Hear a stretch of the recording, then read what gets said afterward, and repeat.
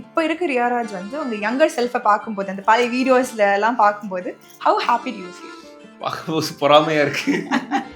என்னடா இவ்வளவு ஜாலியா இருந்திருக்க நீ அப்படின்னு.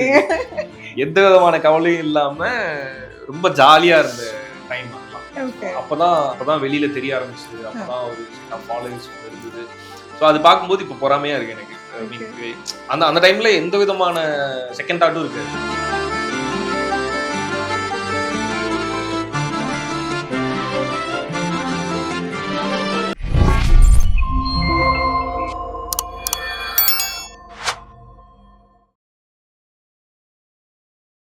வணக்கம், நாங்க விஜய் ஷாரன். ஸோ இன்னைக்கு நம்ம கூட யார் இருக்கா அப்படின்னு பார்த்தீங்கன்னா, the entertainer of the commercial cinema நம்ம கூட உட்காந்துருக்காங்க ரியாராஜ்.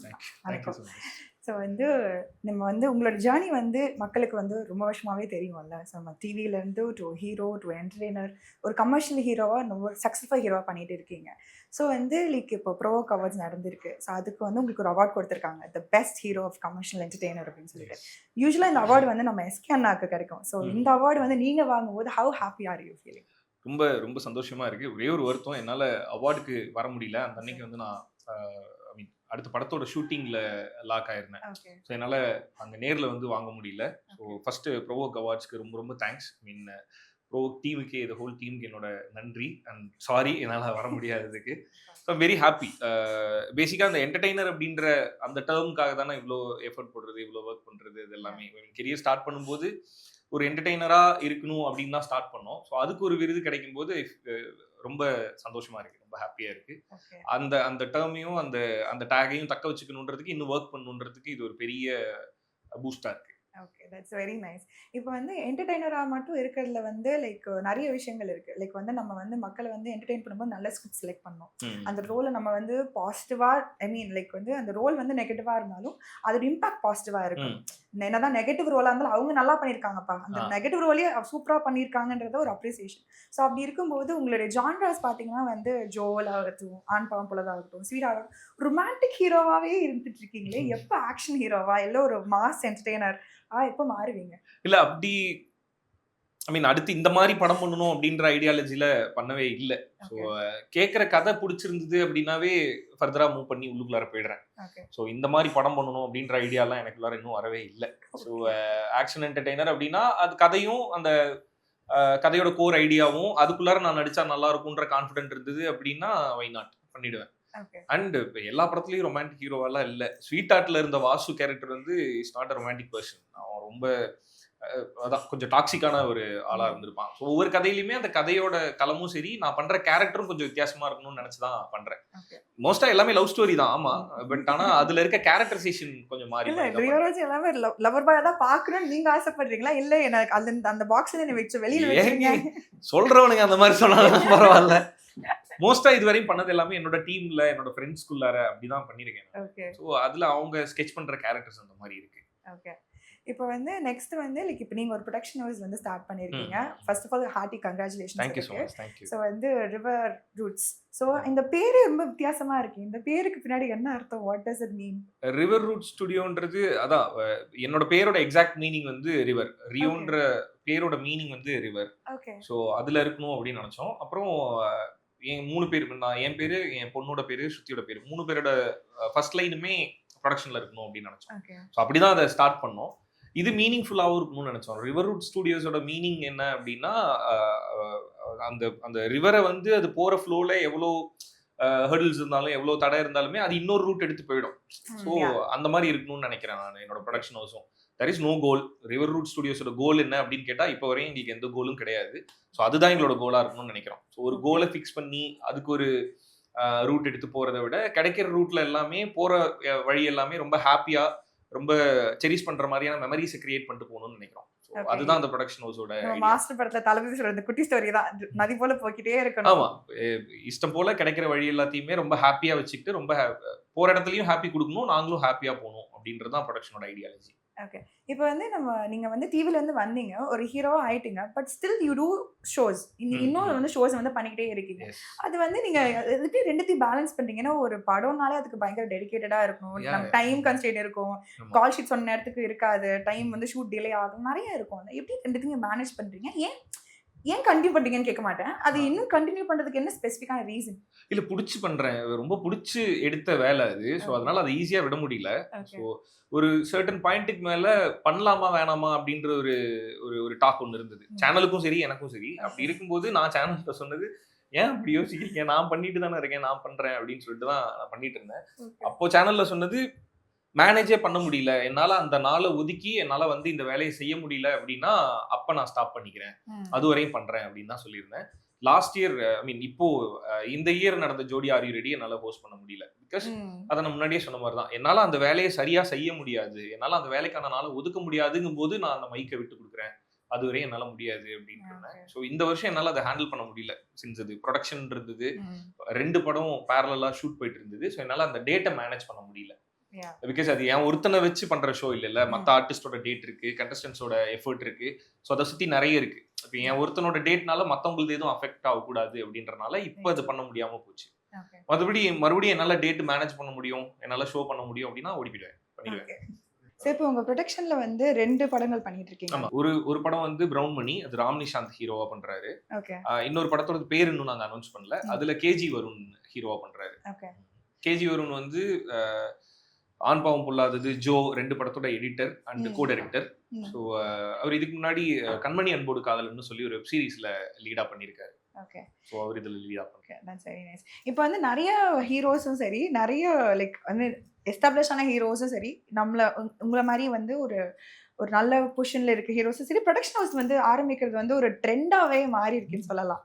நிறைய பேர் பண்றாங்கல்ல. இப்போ வந்து லோகேஷ் கனகராஜ் சார் வந்து ப்ரொடக்ஷன் ஆரம்பிச்சிட்டாங்க.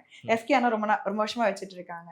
இப்போ நிறைய அப்கமிங் பீப்புள்ஸ் வந்து டைரக்டர்ஸும் சரி, ஆக்டர்ஸும் சரி, ப்ரொடக்ஷன் ஆரம்பிக்கிறதுக்குரிய ரீசன் வந்து இண்டஸ்ட்ரியில பேசப்படுறது என்னவா இருக்கு? லைக் வந்து நிறைய நாங்க எங்க ஃப்ரீடம்க்கு படம் பண்ணோம், ஸோ நாங்க ப்ரொடக்ஷன் ஹவுஸ் வச்சுக்கிறோம், அது ரீசனா? இல்லைன்னா வந்து ப்ரொடக்ஷன்ஸ் ஹவுஸ் வந்து ரொம்ப கம்மியா இருக்கு அந்த மாதிரி? அப்படிலாம் இல்லை. இங்கே நிறைய ப்ரொடக்ஷன் ஹவுசஸ் இன்னுமே இருக்கு. நிறைய பெரிய ப்ரொடக்ஷன் ஹவுசஸ் எல்லாம் இருக்கு. ஸோ மெயினா நான் ஸ்டார்ட் பண்ணதுக்கான ரீசன் வந்து இப்போ ராம் நிஷாந்த கொண்டு போய் ஹீரோவா பொசிஷன் பண்ணி ஒரு ப்ரொடக்ஷன் ஹவுஸ்ல கொண்டு போய் எக்ஸ்பிளைன் பண்ணி பண்றதுக்கு என்னால அது பண்ண முடியுது. ஸோ அதனால நானே பண்றேன். அவ்வளவுதான். மெயினா நீங்க சொன்ன மாதிரி தான், அந்த ஃப்ரீடம் தான். நமக்கு வேணும்ன்றத நமக்கு நினைச்ச மாதிரி, நமக்கு பிடிச்ச மாதிரி கிரியேட் பண்றதுக்கு அந்த ப்ரொடியூசர்ன்ற ஃப்ரீடம் இருந்ததுன்னா தான் பண்ண முடியும். ஸோ அட் எனி காஸ்ட் நம்ம போய் ஒருத்திட்ட சொல்றோம், எக்ஸ்பிளைன் பண்றோம், அந்த படத்துல இந்த இடத்துல செலவு பண்ணா போதும், இந்த இடத்துக்கு செலவு தேவையில்லை அப்படின்றத மத்தவங்களுக்கு சொல்லி புரிய வைக்கிறத விட நம்மளே அந்த ப்ரொடியூசரா இருந்துட்டோம்னா அதை பண்ண முடியுதுல்ல. ஸோ அவ்வளவுதான். இப்போ பட் தென் நான் நடிக்கிற படம் எதுவுமே நான் ப்ரொடியூஸ் பண்ணல.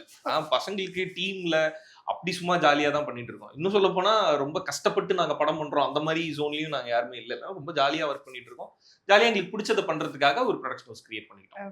அவ்வளவுதான். இப்போ நீங்க உங்க ப்ரொடக்ஷன் ஹவுஸ்ல நான் இது வரைக்கும் நடிக்கலன்றதோ கான்ஷியஸான டிசிஷனா, இல்ல இது வரைக்கும் அது அமையல அப்படின்ற? இல்ல, அது பொருளாதார சிச்சுவேஷன் தான். இப்ப நான் நடிக்கிற படத்துக்கு ஒரு பட்ஜெட் தேவைப்படும். அதை சுத்தி ஒரு ஆர்டிஸ்ட் இருப்பாங்க, அதுக்கான ஒரு கதை இருக்கும், அதுக்கு ஒரு நம்பர் இருக்கும்ல, அந்த பட்ஜெட் கொஞ்சம் பெருசா இருக்கும். ஸோ அந்த அளவுக்கு பேர்டனை என்னால இப்ப ஹோல்ட் பண்ண முடியுமானா ப்ராக்டிகலி பண்ண முடியாது. ஸோ அவ்வளவுதான். அந்த ப்ராக்டிக்கல் ட்ரூத்தை புரிஞ்சுக்கிட்டு சின்ன சின்ன படமா சின்ன சின்ன டீமோட ரொம்ப ஜாலியா ஒர்க் பண்றதுக்கு இது கரெக்டா இருக்கு. Okay, that's very nice. இப்போ நெக்ஸ்ட் வந்து இப்போ ஆண் பாவம் பொல்லாதது வந்து லைக் உங்களுக்கு ஒரு பெஸ்டான ஹீரோ வந்து கமர்ஷியலா வந்து ரொம்பவே சக்ஸஸ்ஃபுல்லா வந்து உங்களுக்கு இருந்துச்சு. ஓடிடியில் அது வரும்போது அது கொஞ்சம் மிக்ஸ்ட் ரிவ்யூஸா மாற ஆரம்பிச்சு. நீங்க அது உங்க கவனத்துக்கு வந்துச்சான்னு எனக்கு தெரியல. அந்த ஃபெமினிசம் வந்து கொஞ்சம் தப்பா காமிச்சிருக்காங்க அப்படின்ற ஒரு பெர்ஸ்பெக்டிவ் வந்து ஓடிடியில் தான் வந்தது. தியேட்டர் வரும்போது லைக் நல்ல ஒரு என்டர்டெய்னர் அப்படின்ற மாதிரி தான் இருந்துச்சு. ஸோ தியேட்டருக்கும் ஓடிடியோட பெர்செப்ஷனுக்கும் அந்த மாறுதல் வரும்போது அது நீங்க எப்படி எடுத்துக்கிட்டீங்க? அது ஹெல்தியான டிஸ்கஷன் தான். ஆக்சுவலி தியேட்டர்ல இருக்கும்போதே நான் அந்த டிஸ்கஷன் வரும்னு தான் நினைச்சோம். இன்னொன்னு நாங்க ப்ரொமோஷன்ஸ் எல்லாத்துலயுமே இது ஒரு ஹெல்தியான டிஸ்கஷனை கொண்டு வரும் அப்படின்றத நாங்க எல்லா இடத்துலயுமே சொன்னோம். which is expected. நான் எக்ஸ்பெக்ட் பண்ண டிஸ்கஷனுக்குள்ளார தான் அது வந்தது. அது என்னன்னா ஓடிடில வந்ததுக்கு அப்புறமேட்டு அது நிறைய பேர் பார்த்தாங்க, நிறைய பேர் அந்த டிஸ்கஷனுக்குள்ளார வந்தாங்க, which is healthy. எனக்கும் அதுதான் தேவைப்பட்டுச்சு. அந்த படத்தோட மோட்டிவாவும் நாங்க அப்படிதான் பண்ணோம். அந்த படத்துல டிஸ்கஸ் பண்ணது ஃபெமினிசம் தப்புன்னு சொல்லல. பிகாஸ் ஒரு பாயிண்ட்ல வந்து பாரதின்ற கேரக்டர் ஃபெமினிசம்னா என்னன்னு எக்ஸ்பிளைன் பண்ணிருப்பாங்க. ஸோ நாங்க எக்ஸ்பெக்ட் பண்ணதும் அதுதான். அந்த படத்துல ஹீரோ ஹீரோயின் 2 பேருமே ஃபிளாடான கேரக்டர் தான். ஹீரோவும் ஒரு இடத்துல ஃபிளாவா இருந்திருப்பான், ஹீரோயினும் ஒரு இடத்துல ஃபிளாவா இருந்திருப்பாங்க. ஸோ 2மே ஃபிளாடான கேரக்டர் தான். நாங்க அந்த படத்துல மெட்டஃபரா என்ன சொல்ல வந்தோம்னா, எல்லா ஃபேமிலிக்குள்ளாரையும் 2 பேர் மேலேயும் தப்பு இருக்கும், அதை அண்டர்ஸ்டாண்ட் பண்ணிக்கிட்டு 2 பேரும் சேர்ந்து வாழணுன்றதான் அந்த படத்தோட நோக்கமா இருந்தது தவிர ஃபெமினிசம் அடிக்கணும் அப்படின்றது மோட்டிவ் கிடையாது. ஸோ அது ஒரு ஹெல்தியான டிஸ்கஷனை கொண்டு வரணும்னு நினைச்சோம். அது வந்தது. அதை பார்க்கும்போது எனக்கு ஹாப்பியா தான் இருந்தது. Okay, that's very nice. இப்போ வந்து உங்க கூட வந்து பிக் பாஸ்ல இருந்த உங்க ஃப்ரெண்ட் சானியா இருக்காங்க இல்லையா? ஆமா. இப்போ அவங்க கூட நீங்க இன்னும் நல்ல டச்ல தான் இருக்கீங்கல்ல. ஸோ அவங்களுடைய ரீசெண்டான ஃபிலிமோகிராஃபி நீங்க பார்க்கும்போது அவங்களுடைய ரோல்ஸோட இன்டென்சிட்டி, அவங்களுடைய பெர்ஃபார்மன்ஸ் வந்து ஒரு பெர்ஃபார்மரா பின்னி படல எடுத்துட்டு இருக்காங்க இல்லையா? ஸோ அதை பார்க்கும்போது உங்களுக்கு ரொம்ப சந்தோஷமா இருக்கு. அட் த சேம் டைம் வந்து உங்கள ஒரு அந்த மாதிரி ஆன்டகனிஸ்ட் ரோலுக்கு ஆஃபர் பண்ணா நீங்க பண்ணுவீங்களா? ஆன்டகனிஸ்டா கூப்பிட்டாங்கன்னா ஜாலியா போய் பண்ணுவேன். முன்னாடி இருந்த ஆசை அதுதான். ஆன்டகனிஸ்டா ப்ளே பண்ணணும், நெகட்டிவ் ஷேட்ஸ் எடுத்து புல் ஆஃப் பண்ணணும் அப்படின்றது ஆசை தான். சாண்டி பண்றதை பார்க்கும்போது ஃபீல் வெரி ஹாப்பி. சாண்டி வந்து எனக்கு முன்னாடி சீசன் பிக் பாஸ்ல இருந்தாரு. பட் தென் அதுக்கு முன்னாடி இருந்தே ரொம்ப வருஷமா we know each other. So நான் டெலிவிஷன்ல சன் மியூசிக்ல ஹோஸ்ட் பண்ணிட்டு இருக்கும் போதுல இருந்து சாண்டி மாஸ்டர் எனக்கு தெரியும். அப்போ சாண்டி மாஸ்டர் வந்து டெலிவிஷன்ல கொரியோகிராஃபரா இருந்துட்டு இருந்தாரு.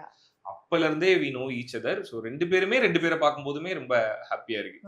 சாண்டி மாஸ்டர் இப்ப அதான் அதர் லாங்குவேஜஸ்ல அவர் பண்ற பெர்ஃபார்மன்ஸஸ் பார்க்கும்போது இன்னும் ஹாப்பியா இருக்கு. ஒரு சின்ன ஏக்கம் என்னன்னா அதர் லாங்குவேஜ்ல அவ்வளவு பவர்ஃபுல்லான பெர்ஃபார்மன்ஸ் எல்லாம் அவரால் கொடுக்க முடியுது. அவ்வளவு பவர்ஃபுல்லான ரோல் அவர் நம்பி தராங்க. இங்க இன்னும் தமிழ்ல இன்னும் அவ்வளவு பவர்ஃபுல்லான ரோல் அவர் கிடைக்கலன்னு எனக்கு ஏக்கமும் இருக்கு. Chandy master. Okay.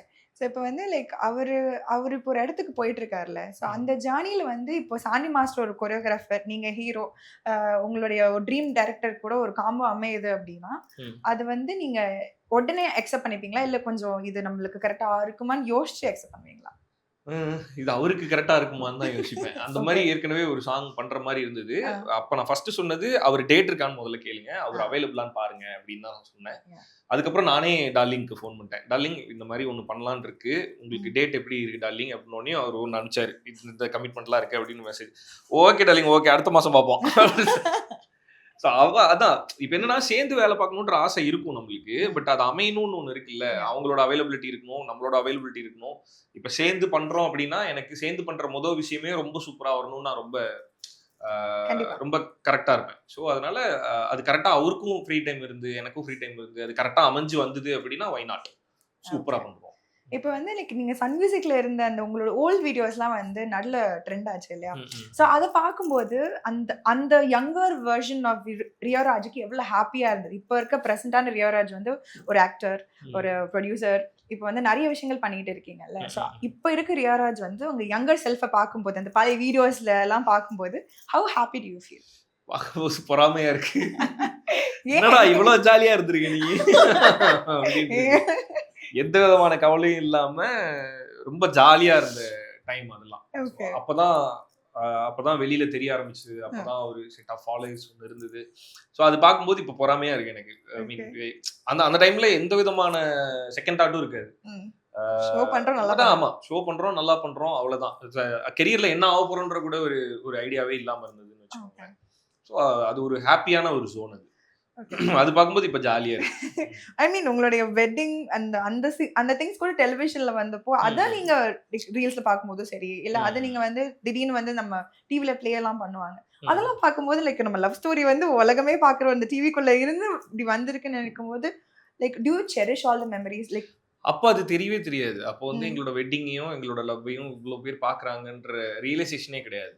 We just நாங்க பாட்டுக்கு ஒரு ஃப்ளோல எப்படி இருந்திருந்தோம். அப்ப இன்டர்வியூ கேட்பாங்க, நானும் சுத்தியும் போய் ஒன்னா இன்டர்வியூ கொடுத்துருவோம். அப்போ வந்து ஒரு செகண்ட் தாட்டே இல்லை, இவ்வளவு பேர் பாக்குறாங்கன்ற ஒரு ரியலைசேஷனுக்குள்ளார கூட போனதே கிடையாது. இப்ப நிறைய பேர் சொல்லும் போது தெரியுது, ஓகே நிறைய பேர் பார்த்திருக்காங்க அப்படின்னு இப்பதான் தெரியுது. அது பார்க்கும்போது ஹாப்பியா இருக்கு. பிகாஸ் அந்த மொமெண்ட் எல்லாமே பார்த்து கிரியேட் பண்ணுது. ஸ்ருதி வந்து கல்யாணத்துக்கு முன்னாடி அவளோட லாஸ்ட் பர்த்டே வந்து ரொம்ப ஹாப்பியா இருக்கணும், அவளுக்கு மெமரி வந்து இப்படி இருக்கணும் அப்படின்னு ஆசைப்பட்டு கிரியேட் பண்ணது. வெட்டிங் வந்து என்னோட ஊர்ல இப்படிதான் நடக்கணும்னு பிளான் பண்ணது. ஸோ அது எல்லாமே ரொம்ப ஆசைப்பட்டு பண்ணது. ஸோ அதெல்லாம் இப்ப பார்க்கும்போது ரொம்ப ஹாப்பியா இருக்கு. அது ஒரு ட்ரீம் வெட்டிங், ஒரு ட்ரீம் என்கேஜ்மெண்ட். ஸோ அது எல்லாமே இப்ப பார்க்கும்போது ரொம்ப ஹாப்பியா இருக்கு. Okay, that's very nice. Okay, that's very nice. ஆனா நிறைய பேர் இப்போ வந்து சொல்றாங்கன்னா, இப்போ நிறைய பேர் கான்டென்ட் கிரியேட் பண்றாங்கல்ல. ஸோ அந்த மாதிரி நிறைய கான்டென்ட் கிரியேட் பண்ற பீப்புளோட நீங்க இன்டர்வியூஸ் இப்போ பண்ணிருக்கீங்க. லைக் இந்த euphoria I don't know if I'm pronouncing it right euphoria euphoria yeah அவங்களோட இங்க பண்ண பாட்காஸ்ட் நான் பார்த்தேன். ஸோ அவங்க வந்து சில கொஸ்டின்ஸ் உங்களை கேட்கும்போது நீங்க வந்து உங்களோட எக்ஸ்பீரியன்ஸ் வந்து லைக் ரொம்ப ஸ்வீட்டா பதில் சொல்லிட்டு இருந்தீங்க. ஸோ இப்போ நிறைய கான்டென்ட் கிரியேட்டர்ஸ் வர ஆரம்பிக்கிறாங்க. ஸோ அந்த கான்டென்ட் கிரியேஷன் ஃபீல்டுக்குள்ள நீங்க போன்னு ஆசைப்பட்டிருக்கேன். ஐயோ நான் வந்து ஆங்கரா வந்தப்போ எனக்கு இந்த கான்டென்ட் கிரியேஷன் இன்ஸ்டாகிராம்ல இல்லையே, அப்படி இருந்தேன்னா இன்னும் நல்லா இருந்திருக்கும் நீங்க ஃபீல் பண்ணிருக்கீங்களா? இல்ல இட்ஸ் ஓகே. இல்ல இப்போ நான் சன் மியூசிக்ல பண்ண ஷோஸ் எதுவும் இல்ல, இப்போ யூடியூப்ல இல்ல. சன் மியூசிக்ல நான் பண்ண சுட சுட சென்னை அப்படின்ற ஷோ வந்து கண்டென்ட் கிரியேஷன் ஷோ தான். அதுல ஒரு 5 செக்மெண்ட் இருக்கும். 5 செக்மெண்ட்ல ஒவ்வொரு செக்மெண்ட் ஒவ்வொரு மாதிரி இருக்கும். ஒரு செக்மெண்ட்ல நியூஸ் இருக்கும், ஒரு செக்மெண்ட்ல வந்து காலர்ஸ் இருப்பாங்க, 2 செக்மெண்ட்ல காலர்ஸ் இருப்பாங்க, ஒரு செக்மெண்ட்ல நியூஸ், ஒரு செக்மெண்ட்ல வந்து ரீசெண்டா நடக்கிறது எல்லாத்தையுமே கண்டென்ட்டா பண்ணி அதான் ரீசெண்டா நடந்துட்டு இருக்க ட்ரெண்டிங்ல இருக்க விஷயத்த வந்து கண்டென்ட்டா மாத்தி அதை ட்ரால் பண்ணிருப்பேன். ஸோ சன் மியூசிக்ல அதை தான் நான் பண்ணிட்டு இருந்தேன். பட் அது யூடியூப்லலாம் இல்ல. ஓகே. அது ஆக்சுவலி எல்லார்ட்டையும் சீக்கிரமா போய் சேர்ந்ததுக்கு காரணம் அதுதான். சுட சென்னையில ஃபுல்லாவே இஃப் ஐம் நாட் ராங் அந்த டைம்ல வந்த ஃப்ளட்ல நடந்த விஷயத்த வந்து நாங்க கண்டென்ட்டா மாத்தி ஒரு செக்மெண்ட் ஒன்று பண்ணியிருந்தோம். அது பயங்கரமா அந்த டைம்ல பேசினாங்க. இப்போ அதான் கடல்ல போய் பீச்சை ரசிச்சுட்டு வந்துட்டு இருந்தோம் நம்ம இத்தனை நாள். பீச் வந்து அலை வந்து நம்மளோட காலை தொட்டுட்டு போகும்போது பார்க்க அழகா இருந்தது. இப்போ அடிச்ச ஃப்ளட்ல எல்லா குப்பையும் கடலுக்குள்ளார போனதுக்கு அப்புறம் அந்த கடலே நம்மள காரி துப்பி இருக்குன்னு சொல்லிட்டு ஒன்று பண்ணியிருந்தோம். ஸோ அது எனக்கு இன்னும் நல்லா ஞாபகம் இருக்கு. ஸோ அந்த மாதிரி கண்டென்ட் கிரியேட்டும் பண்ணிட்டு இருந்தேன் சுட சென்னையில. எந்த படம் உங்களோட எந்த படத்தை பார்த்துட்டு உங்க டாட்டர் வந்து இது என் ஃபேவரட், இது என் அப்பா எல்லா படமும் ஆமா என்னோட ஃபர்ஸ்ட் படம் முதல் கொண்டு எல்லாமே அவங்க பாத்துருக்காங்க. எல்லா படமும் அப்படிதான் சொல்லுவாங்க, சூப்பரா இருந்துச்சுப்பா அப்படின்பா, ஓகேமா அப்படின்பேன்.